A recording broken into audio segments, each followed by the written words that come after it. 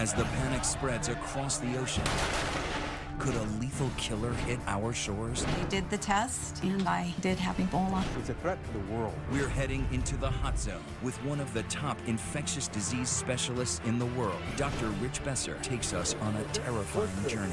It's the gates of hell. Don't touch me. And comes face to face with the disease that shows no mercy. To protect the U.S. is to stop the outbreak. This is the only way to keep entire nations from being reduced to ashes. This deadly virus spreads across borders. Find out how bushmeat from markets in Africa end up smuggled into the United States and can pose a hidden threat here at home. Where did it come from? Why is it spreading? Can anyone stop it? And is there a cure? Ebola, inside the deadly outbreak. Somewhere on the other side of the planet, in a hidden corner of a tropical rainforest, a new virus is surely incubating. A pathological killer that could unleash a deadly plague at any time. ABC's chief medical correspondent, Dr. Rich Besser, takes us on a harrowing journey to the heart of darkness. I'm crawling through the dense jungles of Cameroon with a man we call the virus hunter. He's in a race to stop a virus before it can infect human beings. What our work is focused on is understanding what's out there that could potentially harm us as a species. If you think this has nothing to do with you, think again. Inside the bush, animals hold the potential for worldwide danger. These paths are not just local roads, they are a virus's highway. When you see a logging road, what do you think about? I think about the potential for both animals as well as humans with new viruses to get to cities where you have planes, cities where you have boats. So things that happen in Central Africa don't stay in Central Africa. You got it.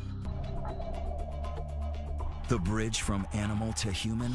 It's believed that fruit bats are the main reservoir of Ebola, carriers who don't get ill, but spread the disease to other wild animals. And then to humans, through bushmeat. Raw meat from apes, monkeys, and others killed for food, and who may carry the virus with them. But this meat doesn't always stay in the bush. Poachers sell it on the black market, and it's smuggled around the world, sold to immigrants longing for a taste of home. A few years ago, ABC News correspondent Dan Harris found what seemed to be black market bushmeat in this New York supermarket. How much you sell that one? It's a pound, $20 a pound. $20 a pound, that's too much, man. Oh, man. I mean, so this seems to indicate that this stuff is not hard to get. We know that it's readily available not just in Queens, but also in parts of Washington, D.C., parts of Minneapolis, St. Paul, other centers around the country. And it's because people have a passion for bushmeat. They want that taste from home. This African immigrant, a mother of 10 named Mamie Monet, was sentenced to 3 years probation for importing crates of monkey meat, which she has said her community consumes to celebrate religious holidays. Are you guys selling bushmeat out of here? No. No? No, bushmeat, no. Fish, dried fish, snails, bushmeat. We had an investigator with a hidden camera come in here, and he found what he said was cane rat from Africa. No. So nothing whatsoever. No, we don't have it. Bushmeat. Yep. Okay. Please. And you're the owner, you say? The CDC says they're concerned. Experts say that meat like this could potentially be teeming with Ebola, or worse, undiscovered viruses carrying unknown threats. That's why Dr. Nathan Wolf's research is critical, searching in animals' blood for tiny microbes, diseases that could grow into lethal pathogens. It's not alarmist, it's happening. The deadly swine flu that killed 18,000 worldwide jumped to humans from pigs, HIV from a monkey, and now Ebola. Ebola is now an epidemic of the likes that we have not seen before. It's spiraling out of control. It is getting worse. It's spreading faster and exponentially.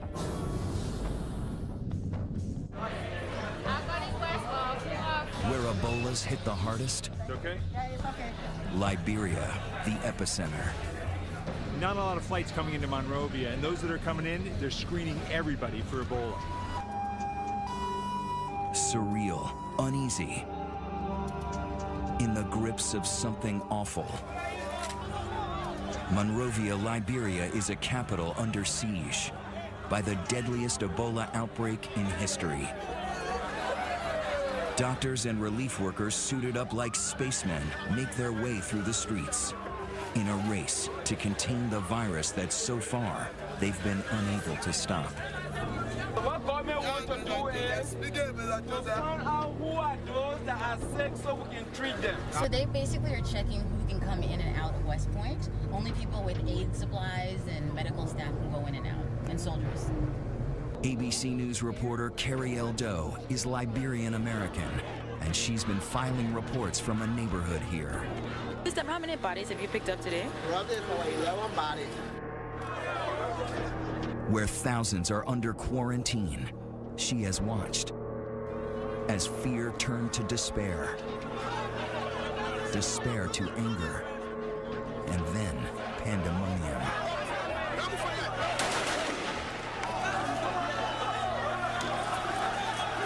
There's been looting and rioting. The only routes out are ones nobody wants to take, by ambulance, straight to an Ebola treatment center, or in a body bag.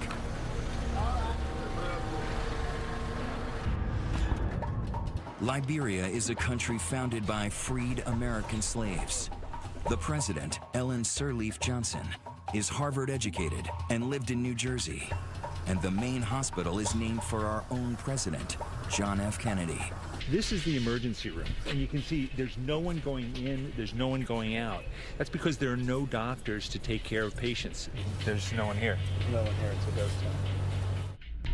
This unit, it's stuck back in the furthest corner of the hospital compound. It used to be used for treating people with cholera, and now it's where they're putting patients who may have Ebola. Many of them do. The facilities are makeshift. Their protective gear is the only barrier between them and the disease. They've had to make some of it themselves. They don't have hoods that are ready-made, so they're making hoods out of other protective equipment. The temperature, is it hot in what you're wearing? Oh yeah, that's the heat. The heat is too much? Yeah, too much. The place is not just like ordinary hospitals. If you are finished with what you want to do, you don't just leave and leave the others there. I'm okay. But he's got a hood, he's got 2 layers of gloves on, an apron, boots, outer clothing, a mask, and goggles, so that every part of his body, every inch of skin is totally covered up. Even though I've spent my career working on infectious diseases, I have to confess, this is scary. You don't touch anything, okay? You just use your eyes. And you may talk to somebody, but you don't touch anything. Okay. This is Ebola Zaire. Highly contagious, highly infectious, very dangerous. So you have to take very good care. Don't rush to help somebody. Don't pick up things. Don't panic. Eh? Stay calm. Stay calm. This is the Ebola isolation unit. He's about to go in. He opens the door, you can take a look. Patients with Ebola are everywhere. The team is not allowed to go any further, even in all their protective gear. Ebola is named after the river in the Congo, where the virus first appeared in 1976. There have been major outbreaks since then, but never like this. Cases began showing up in March of this year. In June, the first case walks into Monrovia's Elwha Clinic. My job in the Ebola unit was to make sure that doctors were suited up properly. At the time, Nancy Wrightbowl is a Christian missionary from North Carolina with no formal medical training. When doctors went in, I wanted to make sure that they were dressed properly, and when they came out, I wanted to make sure that they had been decontaminated properly. And I felt the weight of that, I can tell you. We've been in Ecuador for 5 years. We were in Zambia for 8 years, and then in Liberia. We've traveled in many places. But they have no idea what they've signed up for this time. As the death toll mounts, Liberian health workers start to fall ill. I had a co-worker who ended up having Ebola and died. And I had trained him for 3 nights. By midsummer, one by one, 8 organizations make the wrenching decision to pull out of Liberia. But the Wright Bulls stay. So do doctors Kent Brantley and John Fankhauser, physicians and fellow missionaries who work at Nancy's clinic. Our hospital was a busy, 45 to 50 patients at any one time, 3 to 5 surgeries, delivering, 4 or 5 babies every day, where we'd see, 150 patients a day. So each of us took our turn seeing patients in the clinic as well. So it was very busy, very full, very clinical. They don't realize they are in the midst of the worst Ebola outbreak in history. The problem? This outbreak has come to such a densely populated place. 2 years ago, there was one in Uganda, across the continent. Back then, Dr. Besser traveled deep into the jungle to rural villages, very far from any city. Wrapping up this epidemic is all about going down these roads, finding any possible case. It's really hard work. He and his producer were the only outsiders permitted to travel with the CDC team into the epicenter, with unprecedented access into the wards of suffering. Just try and stay calm. It is quite frightening if you suddenly start to find breathing difficult. Don't touch your masks. That's the rules. Okay. Very good. This time, Besser was allowed to go inside, but it was too dangerous to allow his producer to follow.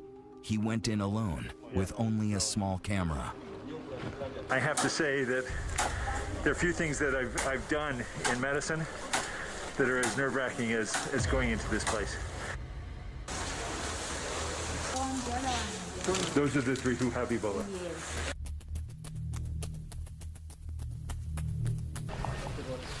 I'm doused with bleach again and again. It's hot in there. This outbreak was ultimately brought under control. Its isolation made it more possible to contain. But Ebola didn't go away. It may have been as early as December that this latest strain came out of the jungles in Guinea, along the open borders of 3 countries. And when it hit Liberia's biggest city, it exploded with a vengeance. Ebola travels through contact with bodily fluids, blood, diarrhea, vomit. And this is what makes this outbreak so dangerous. In an urban area with people packed on top of each other, Ebola has been almost impossible to stop. This is not just a threat to Liberia. This is not just a threat to West Africa or Africa. It's a threat to the world. If we don't turn it around, for every day it continues to spread, there's more and more risk of spread to other countries in Africa, other countries around the world. There is no way we can seal off and isolate a country, even if we wanted to. The real fear is that it could mutate into a smarter virus, turning airborne. It could infect with a single sneeze, as millions of lethal pathogens fly through the air. In airports, crowded subways, children's playgrounds. A global pandemic that knows no borders. Coming up, a call to action. We have to move with force. As the virus turns on the American volunteers, brave enough to stand in its way. Really pretty sick. So they did the test. I did have Ebola.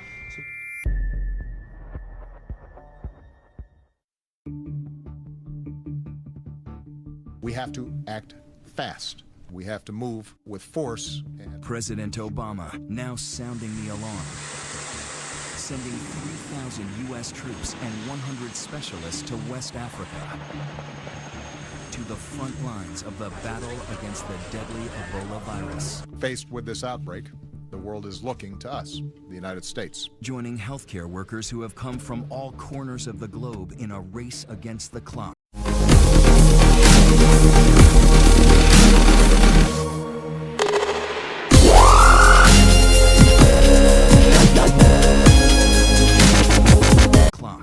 To beat back the pandemic. Will we see Ebola in America? I can't predict the future. What I'm sure of, and what's happened already, is that people have come from parts of the world where they might have been exposed and they've had fever. So we have to be prepared. We have to be prepared to test, to isolate, and to respond. Already, Ebola is in 5 West African countries. The epicenter, Monrovia, Liberia. At the request of the Liberian government, we're going to establish a military command center in Liberia to support civilian efforts across the region. Henry Gray is running logistics here for Doctors Without Borders. So this is a 240 square meter tent. Building clinics here as fast as they can.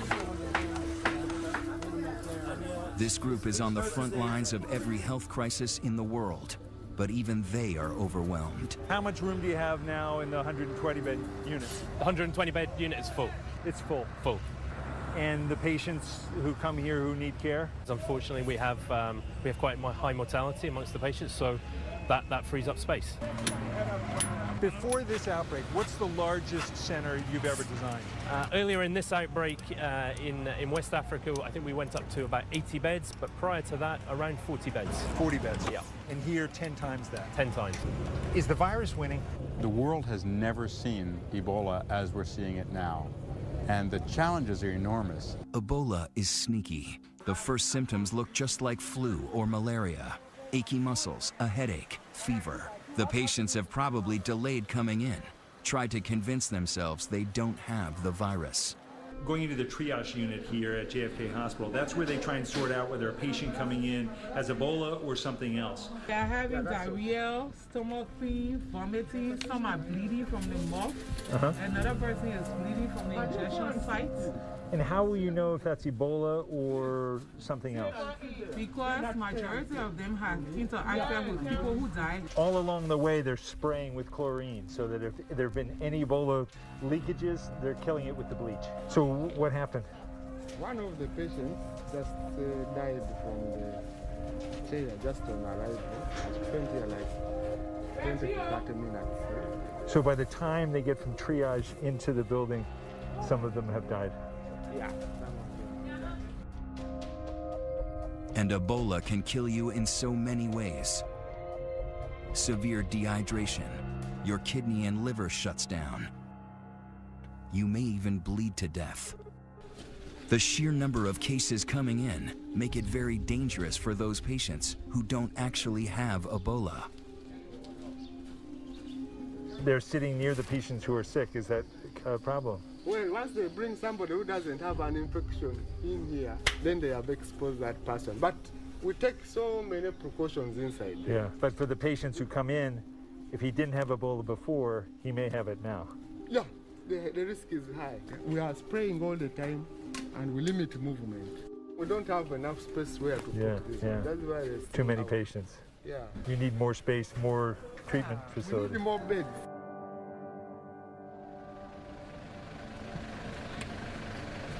When Dr. Besser came back to the clinic the following day, they had 10 more dead, 30 more sick, and they were turning patients away. How many patients are you seeing? How many? 80. Yesterday they said there were 60. They keep coming. There's 3 patients waiting to be seen, but nowhere for them to go. No beds. It's full. At the Elwha Clinic, Dr. John Fankhauser is relieved that reinforcements are arriving. For most of the summer, he and his colleague, Dr. Kent Brantley, were among the few American doctors who stayed. Kent Brantley, he's a family physician, much like me. Kent was drawn to the Ebola work, and when Samaritan's Purse offered to run the newer Ebola unit, they named Kent as the medical director. By midsummer, his fellow evangelical missionary Nancy Wrightball had gone from hospital administrator to decontaminator. When Ebola hit, Nancy stepped into the position of not only our head hygienist, but also training the other hygienists that were coming alongside. And so she had a position that was never inside the unit. When we got suited up, she would make sure that we were suited up appropriately and not an inch of skin was showing. And then when we came out of the unit, Nancy was in charge of spraying us down and decontaminating us. Those are critical jobs. Exactly.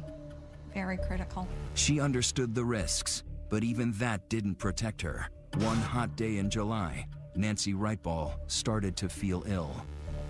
I first knew Nancy was sick on her birthday. I was running fever. I had had malaria once in this past year, and it was just the same symptoms.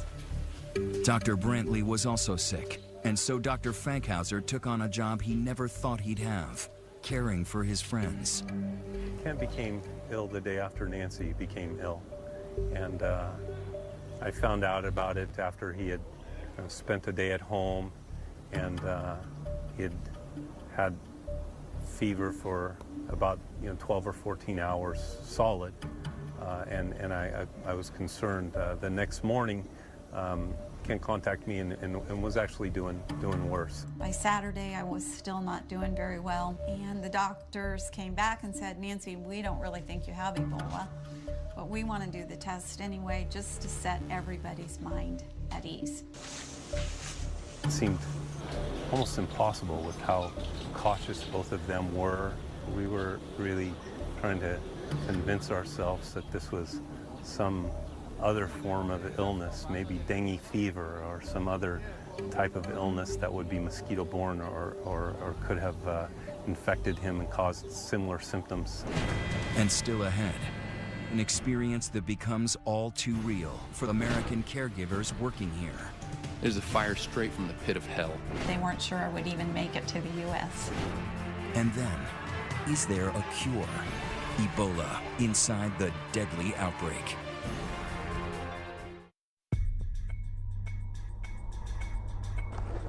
Here in Liberia, in the grips of the deadly Ebola epidemic, It's not fair to us.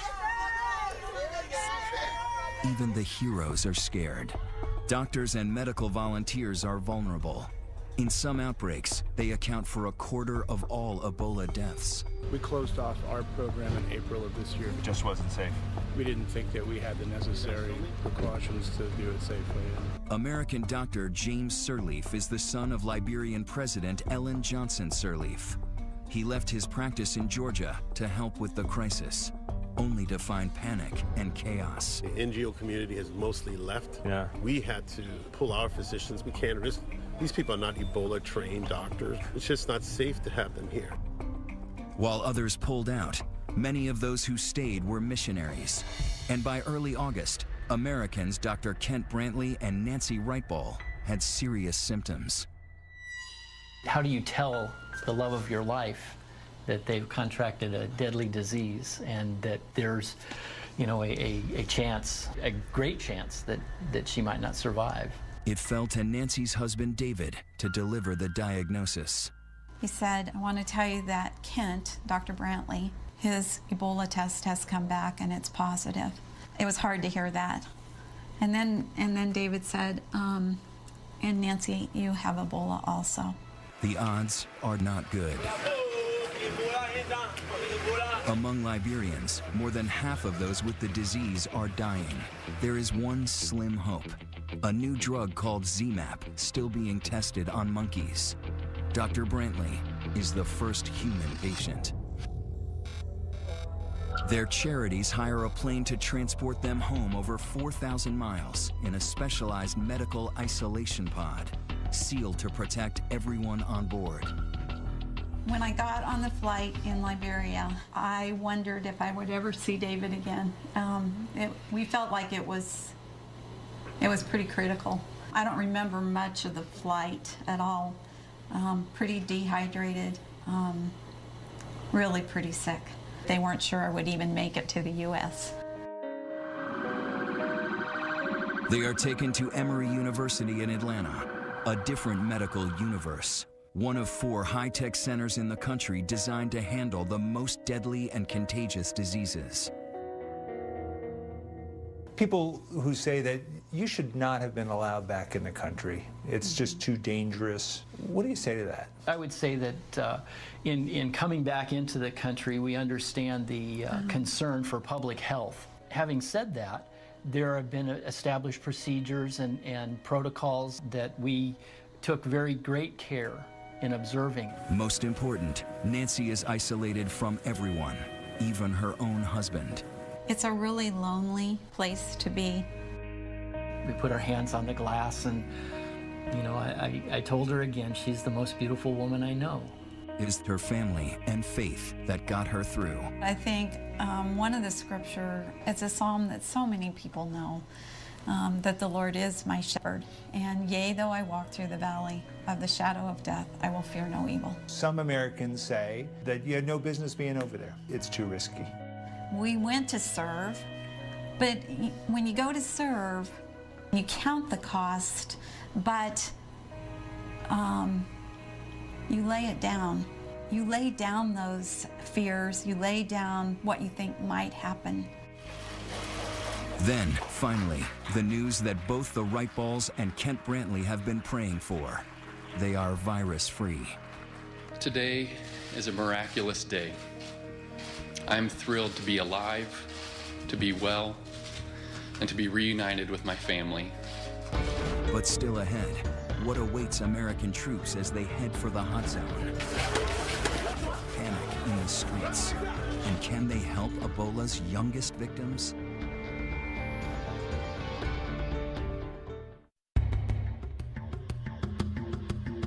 It looks like a war zone. The West Point slum in Monrovia, Liberia. Population over 50,000. By now, the Ebola virus, on the move since December, has killed over 2,000 people in West Africa. And now 3,000 American troops are preparing to deploy there. This is an epidemic that is not just a threat to regional security, it's a potential threat to global security. If these countries break down, if their economies break down, if people panic. It's already happened. In Monrovia, Liberia, the epicenter of the crisis, West Point became a flashpoint. The panic started in mid-August when the government set up an Ebola holding center there. They quickly filled up with people like Finda.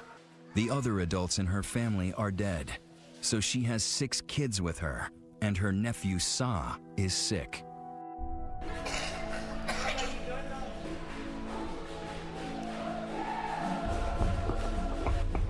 Why are you laying down?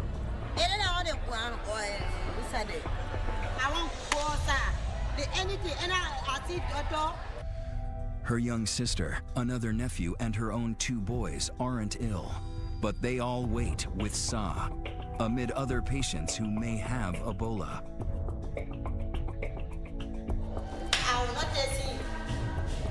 You an hour? Touch him. Why? Because it's safe. I get it when I give it in my hand.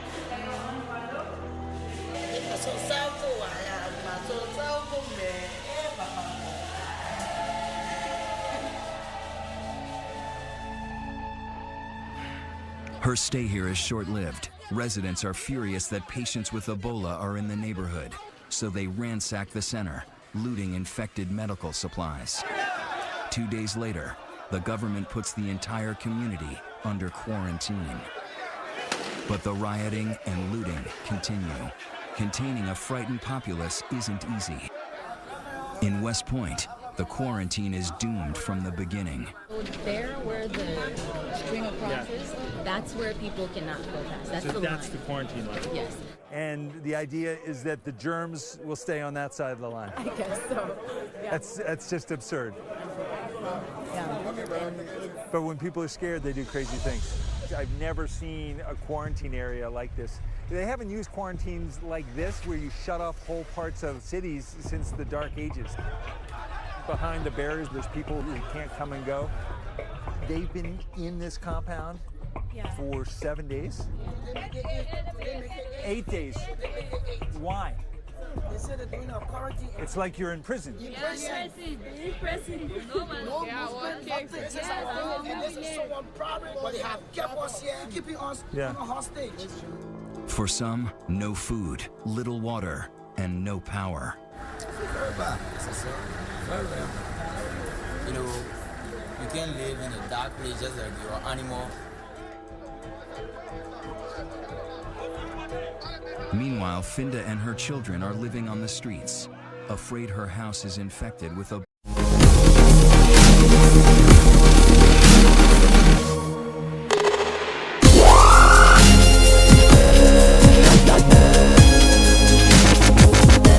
Three more of her kids are now sick, and they're hungry. But she's also afraid to go to the hospital.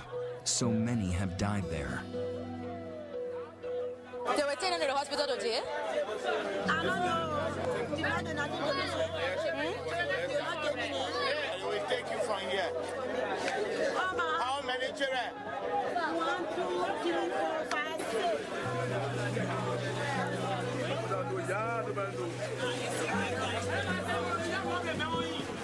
Like it or not, like so many others, she is forced to go.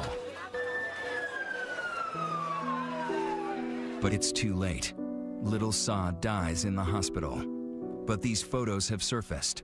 Even in death, he is known as the little boy on the bucket. When Finda sees those pictures, she breaks down. I think it's going to get better in my head. Because I just play for my children and Ali, the only baby people that die in my head.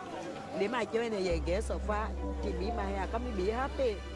But say I get this out. Anything I live will go up. Now go say, that one I will not get it. Now go give me the one. I said, voting for him. I say, play for him for give me chance. And then when I live, okay, one. Coming up. He said we can come. A secret ritual, a hidden danger. Is there any way to stop this virus? The answer may surprise you. Ebola inside the deadly outbreak.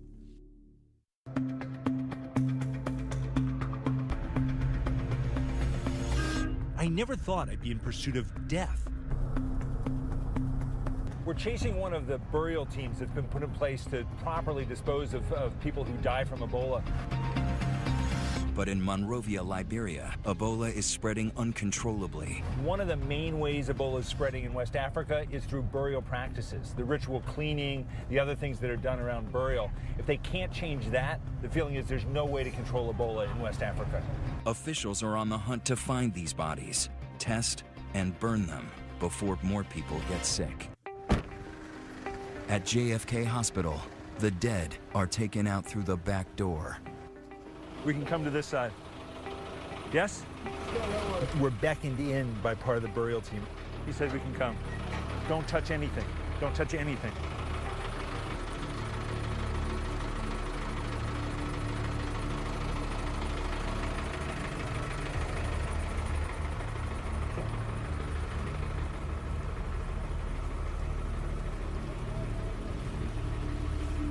How many bodies are there? 9?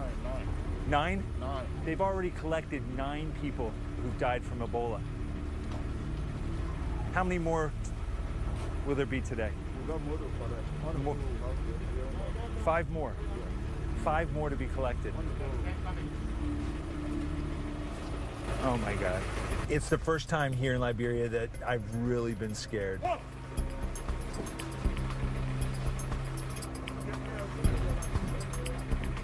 This is incredible. You know, seeing a truck cart away 10 bodies of people who died from Ebola. It's the gates of hell, going into that treatment ward and knowing that the odds are you're going to come out in a body bag. The scenes here in Liberia are grim reminders of what can happen when a virus breaks into the human population. We are all social creatures, care for our sick, wash and bury our dead.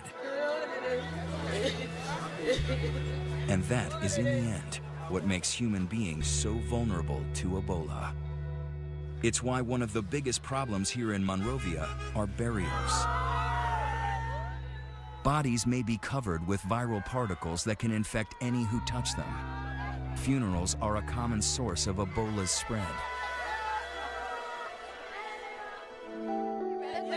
ABC News producer Carrie Eldo was with a burial team as they attempted to recover a body from a grieving family who doesn't want to part with it. Why do you want to bury the body today? Because the man is a Muslim man. So we won't bury the body today. Won't do our own burial, won't bury the man today. If we say that people can go out to bury the body in our place, it's not anything.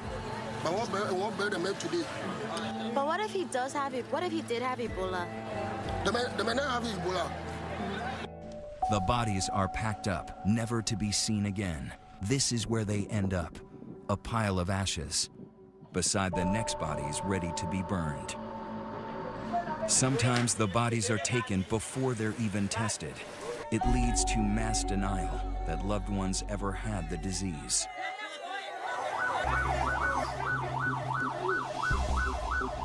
Families so desperate to bury their own that we catch a secret one about to take place to avoid the government carting the body away. Where were you all taking the body? The boys were caught by vigilant neighbors, disgusted that they might spread the disease in the neighborhood, an unforgivable crime. That thing is very, very terrible. For you sitting in the car without body, it's terrible. They brought all the Ebola for us out. They put in the community straight away, y'all. Precisely what these body collectors are trying to avoid. We're following this blue truck. It's got the head of the burial team. He got word that in one house in this village, 5 people died from Ebola. It's a race against time. Every second those bodies linger, the greater the chance of someone else getting infected. The community here says that the 2 people in this house did not die from Ebola, so they're not letting the burial team in. Elwa. How many bodies are at Elwa? Elwa, 8 there. Yes. The burial team is pulling out. They're going to the next hospital where there are many bodies, many people who have died from Ebola. A grim task with no end in sight, no shortage of bodies. When we come back, can the virus come to our shores?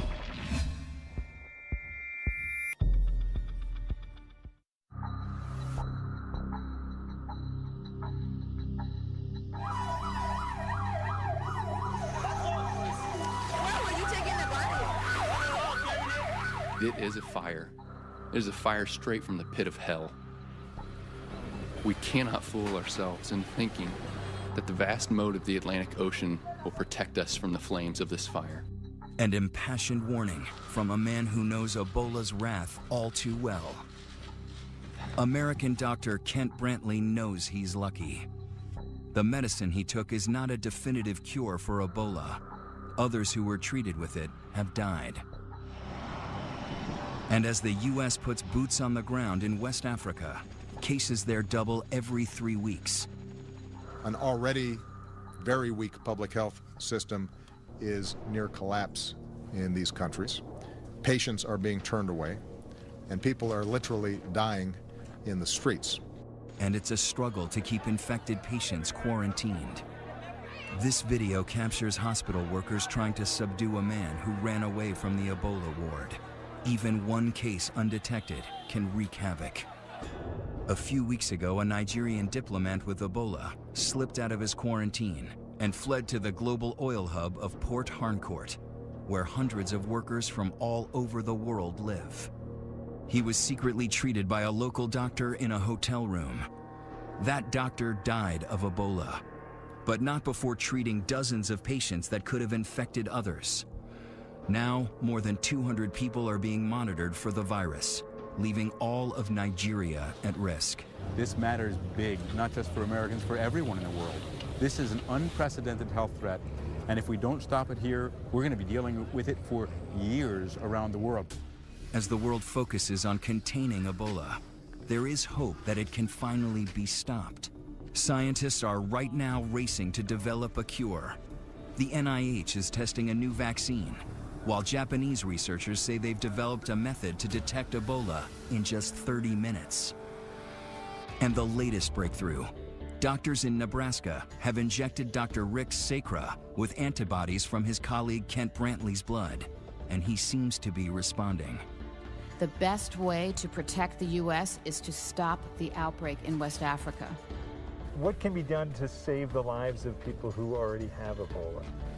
We give them the best. There are some who are doing well, like I can call you. Chroma. Now, there are some who overcome it, like this guy. How are you, my dear? Hello. Come near here. But How are you? Cross the water here. Yeah. How are you doing? You have been here for how long? How many days? 1 week, 1 day today. 1 week, 1 day? Yes. And how do you feel today? I'm okay. Jumping. And when will you go home? I want to go home today. Today? Yes. What do they say? When can you go home? And? When can you go home? When? Now. And a joyful homecoming for Liberian Dr. Philip Ireland, who contracted Ebola after bravely treating so many in his native country. You've survived Ebola? Yep. I've been through hell. Okay, I've seen death, and I walked through the valley of the shadow of death, and just to see the sun and to see the trees and to see my children, my wife, and just to be with them. Right now, I'm very grateful. I'm happy just to be alive. His words echoing a fellow survivor, American Nancy Wrightball. But already,